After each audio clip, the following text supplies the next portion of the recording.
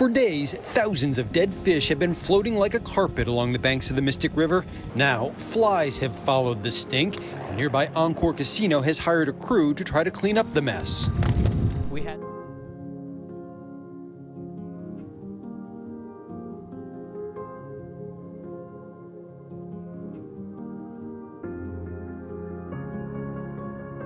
Massive amounts of dead fish are washing ashore all across Tampa Bay. Beaches are closed. Crews are racing to clean up the smelly, decaying bodies of fish. Local experts say it's early in the season to see concentrations of red tide this high.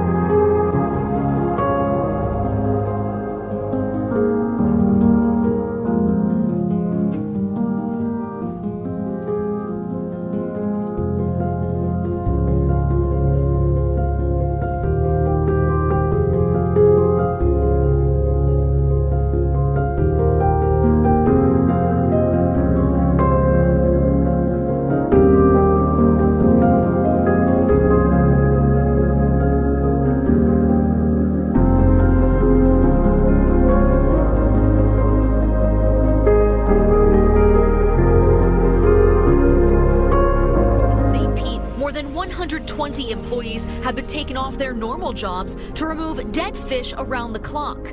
It's tedious work picking the fish out of the mangroves by hand. And we've collected 15 tons of fish in those 10 days, and 9 tons of those fish have actually been picked up in the last 24 hours. Massive die-offs in fish occur all the time in lots of different places.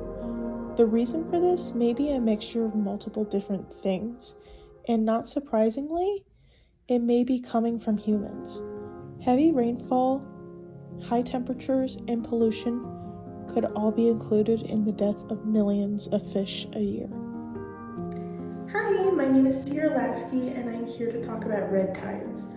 Red tides, also called harmful algae blooms or HABs, occur when algae grows out of control and releases harmful chemicals into the water that can be fatal to fish and other marine life. Here are a few photos of what these blooms may look like in the water.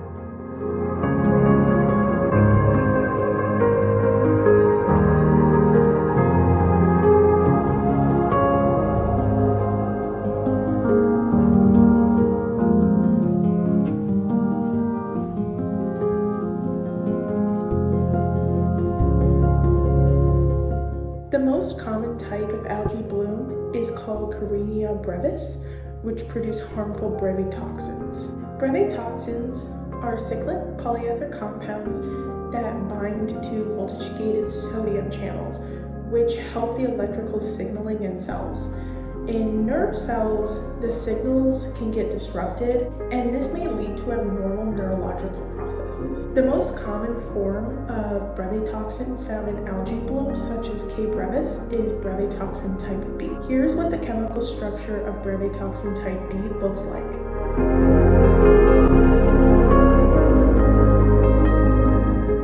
Exposure to these toxins occurs through wave activity and sea spray, which can be contracted through the air and may affect breathing. For humans, swimming in red tides can cause skin and respiratory irritation and also burning eyes. Humans can also be affected by brevetoxin poisoning through ingestion of contaminated seafood, which can lead to neurological issues and end up in hospitalization.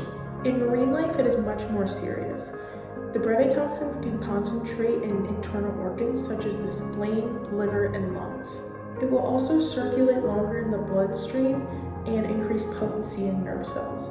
Intoxication in fish can result in immediate death, and the gills will usually stop functioning. Large-scale fish deaths have been seen with red tides since 1844 and occur on the Florida coast almost every summer.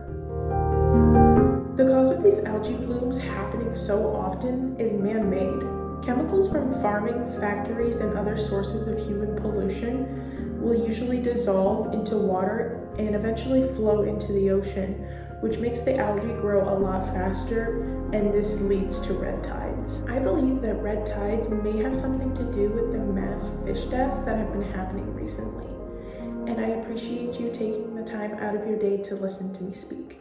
Thank you.